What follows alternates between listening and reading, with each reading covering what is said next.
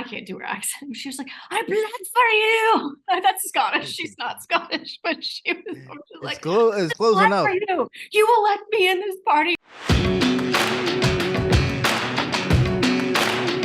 What's up, everybody? Laura Sanko here, as always, joined by the great Dean Thomas. We're going to be talking a little UFC London co-main event. Molly McCann taking on Julija Stoliarenko. That'll get your enunciation muscles going. Stoliarenko. Man, this is a fun one to have in London. It's really tough to have a London card without Molly McCann. We're sad the Paddy's on the shelf. He's got an injury that he's nursing, but the other half of the dynamic duo will certainly be looking to make a statement in London this weekend, Dean. Yeah, I can't wait. Molly's always fun to watch in her home habitat. And I know she's from Liverpool, but the London people, they embrace her like she's one of their own, I guess the same country, but they embrace her. And it's always fun to watch Molly just do her thing there. I was gonna say Molly Wop, but it's essentially what it is. Like, she does her thing there. And it's beautiful to see because you could see she's so comfortable. She feeds off the energy and she is just great under these conditions. What do you think it is about her that people love so much? Because for me, she's just such a unique, special character. And I'll tell you this, I wasn't planning on telling this story, but it just popped in my mind. So I'm going to tell it. But the first time we were here in London, and you know how they do like a UFC party at the hotel afterwards. That's kind of just for staff only because we don't get to see the London staff all that often. So they usually do like a little get together. And I don't even remember which fight this was, but this was several years ago. It was before she went on the recent run. But I think she won. I actually can't even remember, but she was banged up after this fight, like banged up. And again, the party's really for staff only. They don't let fighters be a part of it because it just gets too crazy otherwise. She was not happy about that. And it was the funniest thing in the world. I looked over and she's yelling at security. She's like, I can't do her accent. She was like, I bled for you. That's Scottish. She's not Scottish, but she was like, it's close enough. For you. You will let me in this party. And then I can't remember who it was, but someone was like, I'll let her in. Came in there. She was the life of the party, but she was not to be denied a few pops, a few beers on the UFC's bill. And it was one of the funniest things. But of course, now from then on, it is her party. It's always her party when we're here. And I love it. Yeah. So my vivid memory of last time of her in London, it was after she won. She got the spinning knockout elbow. And then she jumps over the cage and she's just singing and dancing. And she's running around her and Patty. And then she goes to Dana's seat and pops open his bottle of Howler Head. Yeah, she took his seat, popped, and like no one says anything. And you ask what it is about her that people are so attracted to. And she has this gravity about her. And what that is that she's got this team spirit. Like, like the school spirit. Like, when we was in high school, like whoever that person was that had that team spirit, the most team spirit, she has that for life. Yeah. She has that about life. And she's just such good energy to be around. She's always trying to make you smile. She's always in a good mood, always trying to be happy about something. Or if she's not, like, it's very apparent on her face that like she's not in a good mood. But you still are drawn to that, to be like, hey, are you okay? What's wrong? She's just so genuine. She's absolutely. She's 100% her all the time. All the time. And I love her for that. I spent some time with her in Liverpool, and I talked to her and her other half all the time. I'm like, yo, you guys need to adopt me. I can't have this no more. Like, I need you guys to adopt me. I can't remember if they're married or not, but her wife is amazing. Yeah.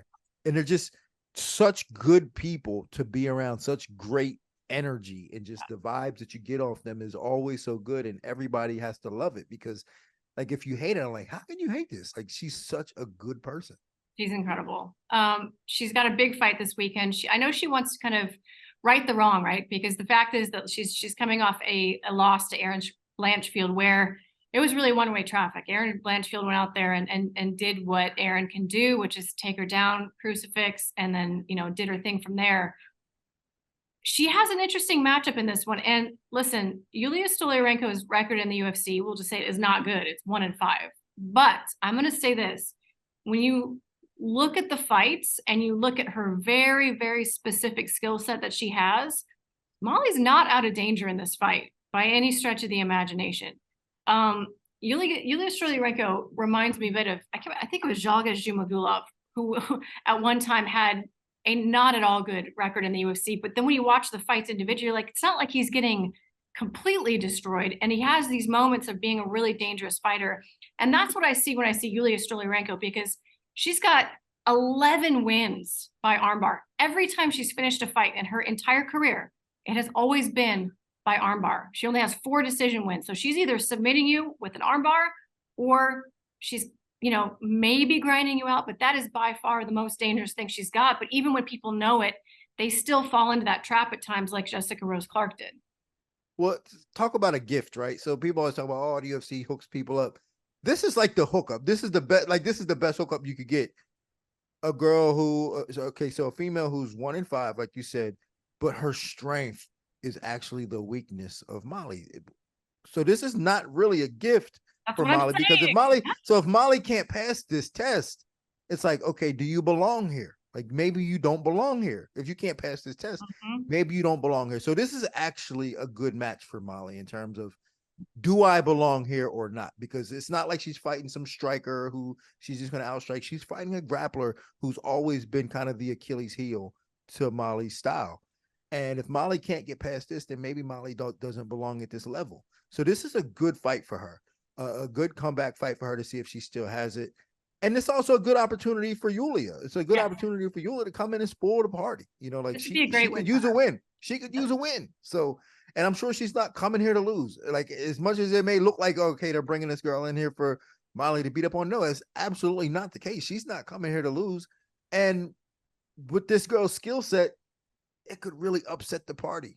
It really could. And the other thing to think about too is, Yulia Stoliarenko has fought at a much higher weight class. Typically, she is a strong woman at bantamweight. I want to say she even fought at featherweight in Invicta. I could be getting that wrong, but I seem to remember that. She's a big girl, and facing Molly McCann, she's going to be much taller. I think she'll probably be the bigger framed woman.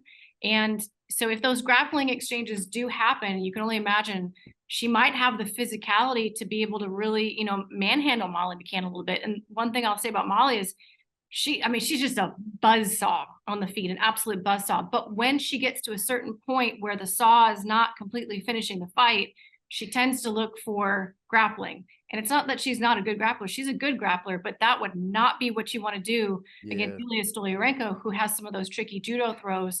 And like we said earlier, can find an armbar from anywhere. She's got flying armbars. She'll get them from top. She'll get them from bottom. I'm going to get laughed at if I compare her to Ronda, because the comparison is not a great one in many senses. But in that one sense of being very, very good at a very particular technique, she can find that specific technique from anywhere. Well, I'm not going to laugh at you for that comparison, because timing is everything. It depends. Ronda came out right now with that same skill set. Like, she would not have the success that she had years ago. So, like, Stoliarenko just at the wrong time, right? So, like, it's just, timing is everything. And for Stoliarenko, imagine if they had like a Yulia Stoliarenko boardroom at the UFC PI instead of the Ronda Rousey boardroom. In a parallel universe, that could be true. No one would be able to say it properly, especially me. Yes. But Yulia, her last fight was against Chelsea Chandler, and I just have to bring this up because I've never seen anybody turn and run like Sha'Carri Richardson. She just turned and just did a full sprint, and I was like, I've never seen anybody do that. So I had to bring that up. I know it's probably not all that relevant, but she fought Stoliarenko in her last fight, so I had to bring that up. I'm actually going to go there since you went there. I freaking love Chelsea Chandler. I love that she's having a sense of humor about it. And I love that this woman is finding all sorts of clips, whether it's of DC. Did you see what she posted about DC? No. She found a clip of DC because he had just gotten clipped by John. And at first he's stumbling back, but then he turns around and he runs. And she's like, oh, you never seen this before, huh? She's coming. She's she's coming back, huh? She's coming. She got some receipts. You know what? Like, I'm not mad at her, and I did see one thing that she said, like, this was the moment I knew I bleeped up. And I saw that one, and I was like, okay, so she's got a good sense of humor about that. And I can love and I can appreciate when a fighter leans into their mistakes. And like, just leaning into it makes it so much better, because like, you can't avoid this. And the fact that she leaned into it is going to be great. And then it'll go away, and then we'll all forget about it. But she leaned into it. So good for her. Yeah, it'll be gone in a week. It'll be gone in a week. And the girl throws hammers. So I'm excited to see her fight again, actually. But to your point, Yulia Stoliarenko got the better of her. Or no, wait, did she beat? No, she lost. Yes, To, yeah. Chelsea Chandler got her down one via ground and pound, which is, Chelsea Chandler's a badass B. Let me tell you something. I think once she gets her stuff together, she's going to be an important factor in that division. But one last question for you on this matchup, I guess, and it's really similar to the question that I posed to you about Tom Aspinall. I think for these fighters that are UK based and that are the big stars of this card, Tom Aspinall, Molly McCann, you can even say Paul Craig as well. It's hard to explain the energy in the O2 arena when these men and women walk out, and it can be a vacuum that will just suck your mind and your energy and your focus right into what's happening in the audience. What does Molly need to do to stay focused? Because she can't, in my opinion, go out there and try to replicate the magic again, because she's had those 2 crazy elbow knockouts. They were huge moments. They were iconic, but you can't search for that, can you, when you walk out there? I'm just not sure she can fight any other way. I think she feeds off of that energy, and I'm not sure she can fight any other way. And I'm not sure it's a good decision to try to change her now. I think she just goes out there and we let Molly be Molly. And if it's good, then it worked. And if it doesn't, then that's just not who she is. Right. Yeah. I think that's really what it is with Molly, is that Molly's going to be Molly. And if you try to change her, you're going to get a worse version. So I think you let her be her. And if it works, we are going to get magic. If it doesn't work, it's going to be sad. Yeah. And I think that's how we have to approach it, because that crowd is, whew.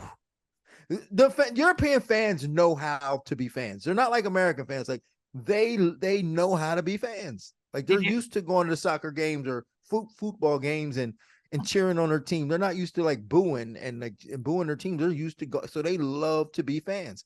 Yep. And Molly embraces that. She embraces that fandom. And I don't think she can change it. She's a huge fan favorite over here for a good reason. She's gotten a lot of attention this fight weekend.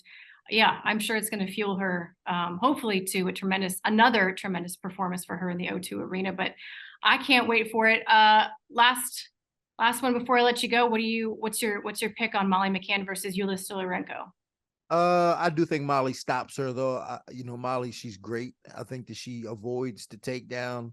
She avoids the clinches, and I think she stops her. Hopefully with nothing spinning. I'm hoping that like we talked about this, but like just Molly, just keep it as clean as you can possibly keep it. Just try to keep it clean, all right, Molly. So I'm hoping that she can keep it clean, and I think she stops Yulia in the 2nd round. You know what? That was my exact prediction as well. I'll go 3rd just to keep it interesting, because I think Yulia is pretty tough. But I agree with you there. Regardless of how these fights end, they're going to be tremendous. It's going to be an amazing, electrifying night at the O2 Arena, like it always is.